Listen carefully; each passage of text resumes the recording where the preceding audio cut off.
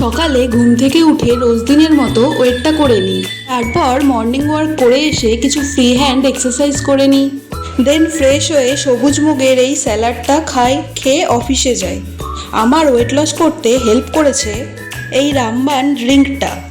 এটার রেসিপিটা আমার আগের ভিডিওতে দেওয়া আছে, চাইলে গিয়ে দেখে নিতে পারো। তারপর 11:30 নাগাদ ফল খেয়ে নিই। আজ যেহেতু রথযাত্রা ছিল, তাই বাড়িতে গিয়ে ফ্রেশ হয়ে আবার বান্ধবীদের সাথে রথ দেখতে বেরিয়েছিলাম। আজ হাফবেলাতেই ছুটি হয়ে গেছিলো, তো বাড়িতে গিয়ে এই মুগ ডালের চিলাটা আর কিছু স্যালাড আর দই খেয়ে নিই। চলো এবার তোমাদের দেখাই সেই অসাধারণ মুহূর্তটা। এই দেখো, কি দারুণ না, কি অপরূপ সুন্দর লাগছে যজ্ঞ দাদাকে, দেখে মনটা জুড়িয়ে গেল। সবাই একবার বলো জয় জগন্নাথ।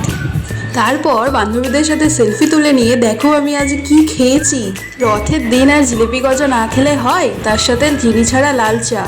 তারপর বাড়ি ফিরে 8টার মধ্যে ডিনারটা কমপ্লিট করি। আজ সারাদিনটা এইভাবেই কাটিয়ে দিলাম। Thank you for watching.